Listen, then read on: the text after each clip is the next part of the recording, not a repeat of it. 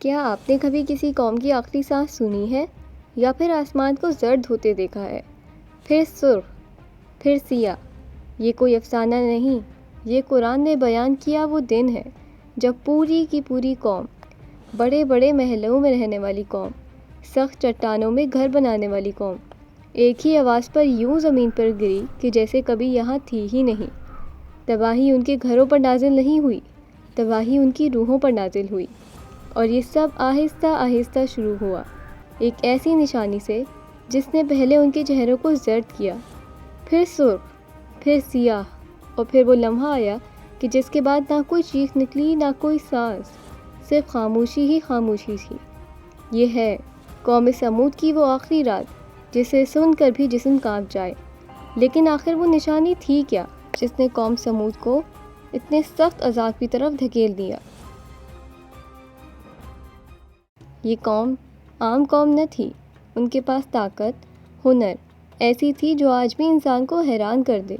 وہ پہاڑوں کو تراش کر عمارتیں بناتے، چٹانوں میں گھروں کے راستے کاٹ دیتے، اور اپنے محلات میں ایسے رہتے جیسے دنیا کے مالک ہوں۔ قوم سمود کی دولت، طاقت، ہر چیز بے مثال تھی، لیکن دل سخت تھے۔ اس قوم میں اللہ نے اپنے محبوب بندے حضرت صالح علیہ السلام کو نبی بنا کر بھیجا۔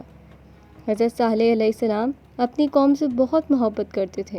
وہ انہیں بار بار نصیحت کرتے، اے میری قوم، اللہ کو ایک مانو، اسی کی عبادت کرو، مگر قوم کے سردار غرور میں جواب دیتے، حضرت صالح، ہم نے تو تمہیں اپنا سردار چننا چاہا تھا، لیکن تم ہمارے بتوں کے دشمن بن گئے۔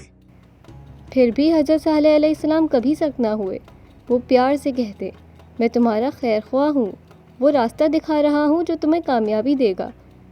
ایک دن قوم کے بڑے لوگوں نے کہا، اگر واقعی تم سچے ہو تو اسی چٹان سے ابھی یہیں ایک زندہ اونٹنی نکال کر دکھاؤ۔ یہ مطالبہ عام نہیں تھا۔ حضرت صالح علیہ السلام نے اللہ سے دعا کری، پھر اچانک چٹان پھٹنے لگتی ہے، پہاڑ میں دراڑ بنتی ہے، اور سارے لوگ دم سادے کھڑے رہتے ہیں۔ ایک عظیم الشان اونٹنی، اللہ کا براہ راست معجزہ، چٹان سے باہر آتی ہے۔ اونٹنی اتنی بڑی تھی کہ لوگ حیران رہ گئے، آنکھیں پھاڑ کر اس کو دیکھتے ہی رہ گئے۔ پوری قوم لرز اٹھی۔ حضرت صالح علیہ السلام نے کہا، یہ اللہ کی نشانی ہے، اسے نقصان نہ پہنچانا، ورنہ تم پر بڑا عذاب آئے گا۔ اللہ نے حکم دیا تھا کہ اونٹنی ایک دن پانی پیے گی اور تم لوگ دوسرے دن پانی پینا، لیکن قوم کی اکثریت تنگ آ گئی، کچھ کہنے لگے، اونٹنی بہت بڑی ہے، سارا پانی پی جاتی ہے، ہم اسے برداشت نہیں کر سکتے۔ دوسری طرف سردار نے سازش شروع کر دی۔ انہوں نے اپنے بگڑے ہوئے نوجوانوں کو اکسایا، اگر آج ہم نے اس اونٹنی کو برداشت کر لیا تو کل صالح ہم پر حکومت کرے گا، بہتر ہے اسے ختم کر دیا جائے۔ رات گہری ہو گئی، اونٹنی پہاڑ کے نزدیک آرام کر رہی تھی۔ وہ بدبخت آگے بڑھے، نیزے اٹھائے اور پوری شدت سے اونٹنی پر حملہ کر دیا۔ اونٹنی نے ایک ایسی دردناک چیخ ماری کہ پوری وادی لرز اٹھی۔ قوم کی ایک ٹولی خوشی سے چلا اٹھی۔ آج ہم نے صالح کی نشانی کو ختم کر دیا، اب دیکھتے ہیں کون سا عذاب آتا ہے۔ حضرت صالح علیہ السلام غصے سے نہیں، غم سے کانپ اٹھے۔ انہوں نے کہا، اے میری قوم، تم نے اللہ کی نشانی کو قتل کر دیا، اب اللہ کا عذاب 3 دن بعد آئے گا۔ اگر تم توبہ کر لو تو شاید نجات مل جائے۔ لیکن قوم ہنسی اور مذاق بنانے لگی۔ عذاب کی علامتیں ظاہر ہونے لگیں۔ پہلا دن ان کے چہرے پیلے ہو گئے، دوسرے دن وہ سرخ ہو گئے، تیسرے دن وہ سیاہ ہو گئے، لیکن تکبر ختم ہی نہ ہوا۔ وہ کہتے، صالح، ہم نہیں ڈرتے، جو کرنا ہے کر لو۔ تیسری رات ایک عجیب سا سناٹا چھا گیا، پرندے غائب، ہوا بند، آسمان ساکت۔ پھر اچانک زمین ہلنے لگی، ایک خوفناک دھماکہ ہوا جس سے پوری بستی الٹ گئی۔